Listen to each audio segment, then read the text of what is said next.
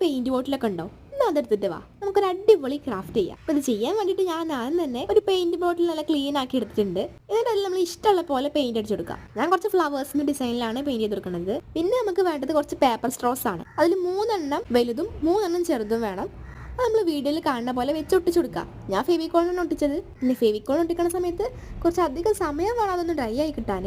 അങ്ങനെ stand ready. ഇനി നമ്മൾ ആ ഒരു പെയിന്റ് തിരിച്ച ബോട്ടിലുണ്ടല്ലോ, അതിൻ്റെ ചുറ്റും ജൂട്ട് ത്രെഡാണ് ഞാൻ ചുറ്റി കൊടുക്കുന്നത്. എന്നിട്ട് വീഡിയോയിൽ കാണുന്ന പോലെ ഒരു ജൂട്ട് ത്രെഡ് എടുത്തിട്ട് ആ ഒരു ബോട്ടിലിൽ ടൈ ചെയ്ത് കൊടുക്കാം. എന്നിട്ട് നമ്മൾ ഉണ്ടാക്കി വെച്ച സ്റ്റാൻഡിൽ കെട്ടി കൊടുക്കാം. ഞാൻ പിന്നെ വേറൊരു കാര്യം പറയാൻ മറന്നു, സ്റ്റാൻഡിന് ഒരു ബ്ലാക്ക് കളർ പെയിന്റ് കൂടി അടിച്ചു കൊടുത്തിട്ടുണ്ടായിരുന്നു.